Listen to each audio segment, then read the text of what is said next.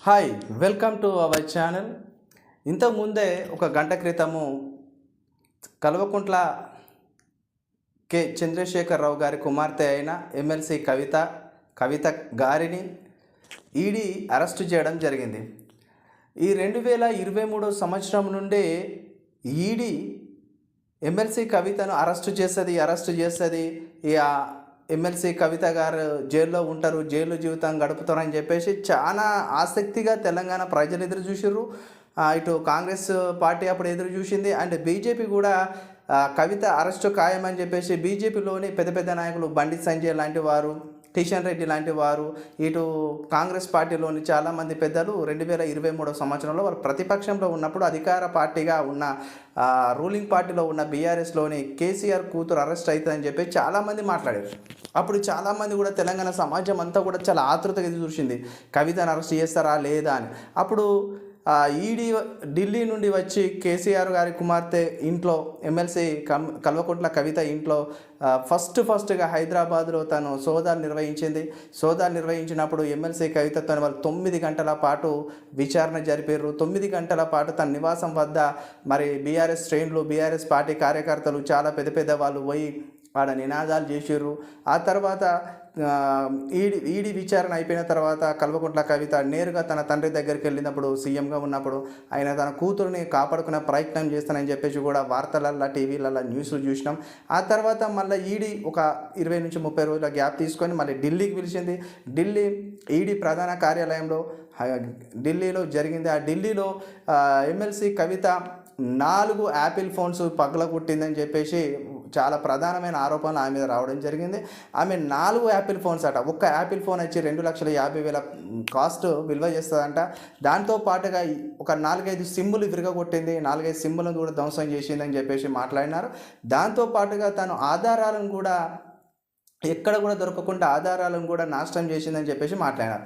అసలు కల్వకుంట్ల కవిత అసలు స్టోరీ ఏంది, ఆమె ఎందుకు ఈడీ ఆమె అరెస్ట్ చేసింది అనేది మనము కులంకుశలంగా మాట్లాడదాం. ఢిల్లీ ముఖ్యమంత్రి కేజ్రీవాల్ ముఖ్యమంత్రిగా ఉన్న ఆ టైంలో, ఇప్పుడు కూడా కేజ్రీవాల్ ముఖ్యమంత్రిగా ఉన్నారు. కేజ్రీవాల్ రాష్ట్రంలో లిక్కర్ స్కామ్ జరిగింది. అది ఎట్లా జరిగింది అనేది అంటే, అక్కడ ఏదైతే ఎక్సైజ్ డిపార్ట్మెంట్ వాళ్ళు అక్కడ మనకు టెండర్లు పిలిచి వాళ్ళు ఎక్సైజ్ శాఖ నుండి లిక్కర్ కొనుగోలు చేసే పద్ధతిలో వాళ్ళు ఒక బ్రీడ్ మొదలు పెట్టడం జరిగింది. దాంట్లో మన ఎమ్మెల్సీ కవిత గారు కూడా వాళ్ళు అక్కడి ఢిల్లీలో ఉన్న వాళ్ళ దగ్గర టెండర్లో పాల్గొని ఒక మంచి బెటర్గా ఉన్న షేర్ను దక్కించుకోవడం జరిగింది. కానీ ఆ షేర్ అనేది మార్కెట్ వాల్యూ కంటే అతి తక్కువగా కొనుగోలు చేసి ఆమె అధికార దుర్వినియోగానికి పాల్పడింది చాలా అనే ఆరోపణలు ఎదురైనాయి. దానికి కారణంగా ఆమె మీద పెద్దగా నింద మోపబడింది. ఆ నిందలో భాగంగానే బీఆర్ఎస్ పార్టీ ఇప్పుడు ఈ రోజున ఓడిపోవడం ప్రధాన కారణము ఈ ఎమ్మెల్సీ కవిత ఈడీ స్టోరీ వలన కూడా ఓడిపోయింది. లిక్కర్ స్కాము, లిక్కర్ రాణి అని చెప్పేసి ఆమెను ఎన్నో పేర్లతో పిలిచారు.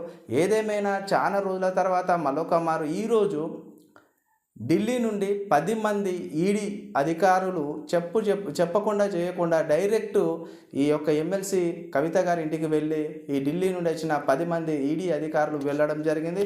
ఆ ఈడీ అధికారులు కవిత నివాసానికి వెళ్ళి కవితను విచారించడం జరిగింది.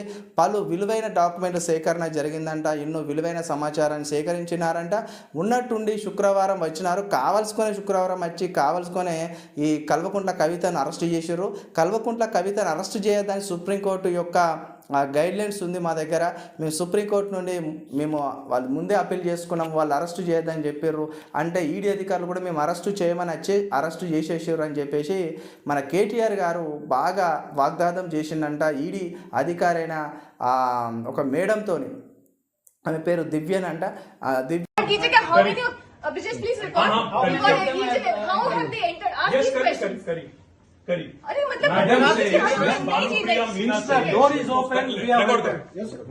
Madam Bhanupriya Meena says, search is over and arrest warrant is produced, and now she says, hold on, and now she says we can't come in, family cannot come in, and she also says that she has no transit warrant, she cannot produce before a magistrate, but she wants to make a case. Listen, you have given an undertaking in Supreme Court, and now you're you're violating it, you're in serious trouble. You're in serious trouble.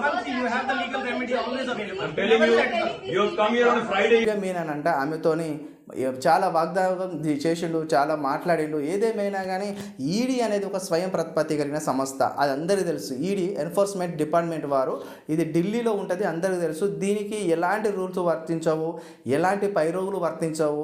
ఒక్కసారి ED దెబ్బ కొడితే తాతలు ముత్తాతలు దిగొచ్చినా కూడా ఎవడు ఆపడు. ఎందుకంటే ఈడీకి చాలా స్వతంత్రత ప్రతిపత్తి ఉంది. అది ఒక అటానమస్ సంస్థ, దాన్ని ఎవ్వడు ప్రభావితం చేయలేడు. ఆ కమిటీని కూడా రాష్ట్రపతి చేస్తుంది. అది వీళ్ళకి కూడా తెలుసు. ఇటు ముఖ్యమంత్రి కేసీఆర్ కుమారుడికి, కేటీఆర్ గారికి, హరీష్ రావు గారికి అందరూ తెలుసు. కానీ వాళ్ళ మైలేజ్ని వాళ్ళు పెంచుకోవడానికి, మరి వాళ్ళు చేసిన తప్పులు కప్పిపుచ్చుకోవడానికి, ప్రజల ముందట మరి చేసిన దొంగతనం ఏం చేసినామని ఒప్పుకోరు ఎవ్వరు. కాబట్టి ఆ విధంగా వాళ్ళు సేవ్ చేసుకోవడానికి ఒక అల్లర్లు చేయాలా, ఒక ధర్నాలు చేయాలా, ఏదో జరుగుతుందని చెప్పాలన్న ఉద్దేశంతో ఆ విధంగా జరుగుతుంది. ఏదేమైనా కానీ శుక్రవారం వచ్చి కవితను అరెస్టు చేయడం జరిగింది. శుక్రవారం ఎందుకు అరెస్ట్ చేశారంటే రేపు శనివారం నాడు కోర్టు బంద్ ఉంటుంది, ఆదివారం కోర్టు బంద్ ఉంటుంది. ఈ 2 దినాలైనా ఈ కల్వకుంట్ల కవితను జైల్లో పెట్టాల్సని చెప్పేసి బీజేపీ ప్రభుత్వం ప్లాన్ చేసింది. పార్లమెంటు ఎన్నికల సమయంలో బీఆర్ఎస్ను దెబ్బగొట్టాలి, ఖచ్చితంగా బీఆర్ఎస్ అనేది ఓడగొట్టాలి, బీఆర్ఎస్ అనేది నామ మాత్రం లేకుండా, నామ రూపం లేకుండా చేసి పడేయాలి అని ఇటు కాంగ్రెస్, ఇటు బీజేపీ కక్ష కట్టుకొని కేసీఆర్ కుటుంబం పైన దాడి చేసింది. ఇది రాజకీయ పూరితమైన కక్ష సాధింపు చర్యగానే మనం భావించాలి తప్ప ఇది వేరే కోణంలో చూస్తే ఎక్కడ కూడా వేరే కోణం కనిపిస్తలేదు. ఇది కేవలం కేసీఆర్ కుటుంబాన్ని దెబ్బ కొట్టే ప్రయత్నంలోనే భాగంగానే జరిగింది. ఈ శుక్రవారం ఎందుకు రావాలి, మన సోమవారం రావచ్చు కదా, వర్కింగ్ డేస్లో రావచ్చు కదా.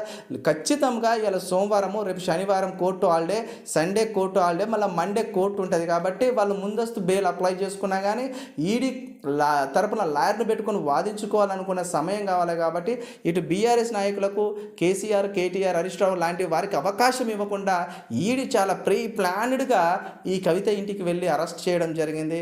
అరెస్ట్ చేసి ఒక ప్రత్యేకమైన ఫ్లైట్ను ఏర్పాటు చేసి ఢిల్లీకి కవితను తరలించడం జరుగుతుంది. అదేవిధంగా ఈడీ విచారణలో భాగంగా నిజంగానే ఈ ఈడీ అధికారులు 10 మంది అధికారులు వచ్చారు. దాంట్లో మహిళలు కూడా ఉన్నారు, పురుషులే మట్టుకేం రాలేదు, మహిళలు కూడా ఉన్నారు. కానీ కవిత గారి లాయర్ని వాళ్ళు మాట్లాడే అవకాశం కల్పించలేదట. కవిత గారి లాయర్ను మరి పిలవలేదంట, అతన్ని దూరం పెట్టినారంట. ఇది కూడా ఒక ప్రధాన ఆరోపణ చేస్తున్నారు కేటీఆర్ హరీష్ రావు వీళ్ళు చేస్తున్నారు. కాబట్టి ఏదేమైనా మరి కల్వకుంట్ల కవిత వలన బీఆర్ఎస్ పార్టీకి పెద్ద దెబ్బ పడ్డది. మరి ఆ పార్టీ కోలుకుంటుందా కోలుకోదా ఏమైతుందో చూడాలి. మరి కేసీఆర్ చాణక్య వ్యూహం ఏ విధంగా తీసుకుంటాడో చూడాలి. కేసీఆర్కి దెబ్బ మీద దెబ్బ పడుతుంది ఇప్పటికే. అదేవిధంగా మాజీ ఎంపీలు, మాజీ ఎమ్మెల్యేలు చాలామంది ఇటు కాంగ్రెస్ అండ్ ఇటు బీజేపీలో చేరుతున్నారు. ఇటు చాలామంది మున్సిపల్ చైర్మన్లు కూడా బీజేపీలోకి, మున్సిపల్ కార్పొరేటర్లు కాంగ్రెస్లోకి చేరుతున్నారు. ఈ విధంగా కేసీఆర్ పార్టీకి మనుగడకే చాలా ప్రమాదం ఏర్పడే పరిస్థితి ఏర్పడుతుంది. ఏదేమైనా పార్లమెంటు ఎలక్షన్స్ ముందున్న సమయంలో కవితను అరెస్ట్ చేయడం అన్నది ఖచ్చితంగా రాజకీయ దురుద్దేశం తప్ప అందులో వేరేదొకటి అయితే కనిపించడం లేదు. ఎందుకంటే రాజకీయ దురుద్దేశం అని మనం ఎందుకు అంటున్నామంటే, కవితను అరెస్టు చేయాలనుకుంటే 2023 ముందే అరెస్టు చేయవచ్చు, 2022 నవంబర్, డిసెంబర్ టైంలో అరెస్ట్ చేయవచ్చు. చాలామంది ఎదురు చూశారు, కవితను అరెస్ట్ చేస్తుంది, ఈడీ అరెస్ట్ చేస్తుంది, బీజేపీ ప్రభుత్వం అరెస్ట్ చేస్తుంది, ఖచ్చితంగా కవిత జైలు జీవితం అనుభవిస్తుంది, జైలుకి వెళ్ళి బయట రాదు అని చెప్పి చాలామంది అనుకున్నారు. ఈ జైల్లో ఉన్న సుకేష్ కూడా సుకేష్ ఖచ్చితంగా మీ అందరికీ తెలుసు, చాలామంది గుర్తే ఉంటుంది. ఈ సుకేష్ అన్నట్టయినే ఈ కల్వకుంట్ల కవిత పార్ట్నర్. ఆయన కవితకు 200 కోట్ల రూపాయలు ఇచ్చినని, 200 కోట్ల రూపాయలు ఇచ్చినని చెప్పేసి కూడా ఒక ఆరోపణ చేసిండు. ఆయన జైల్లో ఉండి కూడా కవితకు ఒక లెటర్ కూడా రాయడం జరిగింది, పలానా రోజున మీకు డబ్బులు ఇచ్చినని అని చెప్పేసి. దాని బీఆర్ఎస్ శ్రేణులు కూడా ఖండించినాయి. చాలా పెద్ద తతంగం ఉన్నది అసలు ఈ ఈడీ స్కామ్లో, చాలా పెద్ద తతంగం ఉన్నది, పెద్ద పెద్ద తలకాయలు ఉన్నాయి. మరి బీజేపీ ప్రభుత్వం దీన్ని ఏ విధంగా డీల్ చేస్తుందో చూడాలి. మరి కవితకు మరి బెయిల్ వస్తుందా రాదా, ఎన్ని రోజులు కల్వకుంట్ల కవిత జైలు ఉంటుందో చూడాలి. 10 సంవత్సరాల అధికారంలో ఉన్నప్పుడు ఎవరిని పట్టించుకోలే బీఆర్ఎస్ ప్రభుత్వం. ఇటు నిరుద్యోగులను దుక్కిపడేసింది, ఒక్క జనరేషన్ మొత్తం ఆగం చేసింది, ఉద్యోగాలు ఇవ్వకుండా. ఏమున్నా ఈ కల్వకుంట్ల కవిత మీద ఫస్ట్ కాంచెల ఆరోపణలే. ఆమె భూదందాలు కబ్జా చేస్తుందని, ఆమె పైరోగులు చేసి డబ్బులు తీసుకుంటుందని, ఆమెకు ఒక చేతి వాచే దగ్గర లేదు లేదన్న ఒక 4,90,00,000 విలువైన వాచ్ ఉన్నదంట, రోలెక్స్ వాచ్. ఆ వాచ్ మీద కూడా చాలా సోషల్ మీడియాలో ట్రోల్స్ ఎదుర్కోవడం జరిగింది ఆమె. అదేవిధంగా ఆమె ఇల్లే దగ్గర ఒక 200-300 కోట్లకు ఉంటుంది ఆ ఇల్లు అని చెప్పేసి అంటున్నారు. ఆ విధంగా తన సంపాదన, అక్రమ సంపాదన గురించి చాలా ట్రోల్ అయిపోయింది, చాలా బ్యాడ్ నేమ్ అయిపోయింది. బీఆర్ఎస్కి అయితే పాపము ఎంత చెడ్డ పేరు అయిపోయిందంటే కవిత వలన చాలా చెడ్డ పేరు అయిపోయింది. ఏదేమైనా కానీ కవిత మీద జరిగిన ఈరోజు రైట్స్ అయితే, ఈడీ రైట్స్ అయితే ఖచ్చితంగా రాజకీయ దురుద్దేశం కోసమే జరిగింది తప్ప అందులో వేరేది ఎందుకు దురుద్దేశం అంటున్నామంటే, ఇది ఎలక్షన్ ముందు కాబట్టి వాళ్ళు అరెస్ట్ చేశారు. అట్లా అరెస్ట్ చేయడం అనేది తప్పది. అంతకు ముందే మీరు 2 సంవత్సరాల క్రితమే ఆమెను అరెస్ట్ చేసి ఉంటే బాగుండేది. అదేవిధంగా ఢిల్లీలోని ఉప ముఖ్యమంత్రి అయిన సిసోడియాను అరెస్ట్ చేస్తారు మీరు. సిసోడియాను అరెస్ట్ చేసిన తర్వాత ఎమ్మటే మీరు కలవకుండా కవితను అరెస్ట్ చేయకుండా కాలయాపన చేయడం వల్ల చాలామందికి ఈడీ మీద కూడా రెస్పెక్ట్ పోయింది, చాలామందికి బీజేపీ మీద కూడా కోపం వచ్చేసింది ఈమె అరెస్ట్ చేయాలని. ఈయన చేవేళ్ళ మాజీ ఎంపీ ఆయన కూడా చాలాసార్లు అన్నాడు, ఇప్పుడు బీజేపీలో ఉన్నాడు ఆయన కూడా అన్నాడు, ఏమన్నాడంటే మీ బీజేపీకి ఎందుకు వచ్చినా చేరినా అంటే నేను కవితను అరెస్ట్ చేస్తారని చెప్పేసి నేను చేరినా తప్ప, లేకపోతే నేను బీజేపీలో చేరకపోయి ఉంటేని అని చెప్పి ఆయన కూడా అన్నాడు. ధర్మపురి అరవింద్ కూడా అన్నారు, బీజేపీ ఎందుకు అరెస్ట్ చేస్తలే, ఆయన కూడా చాలాసార్లు ఆయన బీజేపీ ఎంపీ ఆయన కూడా మాట్లాడారు.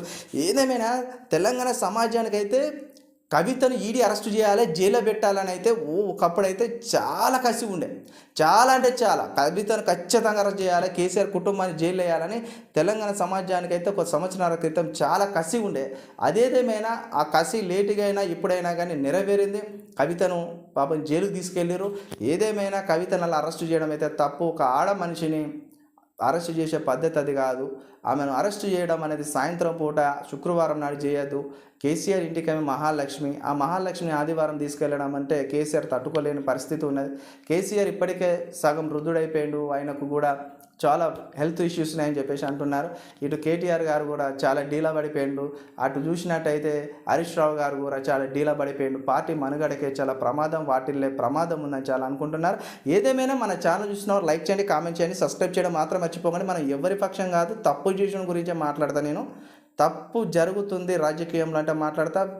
ఎవడైనా అన్యాయం చేస్తాడు సకల జనుల కంటే కూడా మనము వారి పక్షాన మాట్లాడతాం తప్ప ఏ రాజకీయానికి మనము ఏ బీఆర్ఎస్ కానీ కాంగ్రెస్ కానీ బీజేపీ కానీ ఏ పార్టీ పక్షాన మనం మాట్లాడేది లేదు. ప్రజల పక్షమే మనదని చెప్పేసి మాట్లాడుతున్నా. అంతవరకు మన ఛానల్ చూస్తుండండి, లైక్ చేయండి, కామెంట్ చేయండి, సబ్స్క్రైబ్ చేయడం మాత్రం మర్చిపోకండి.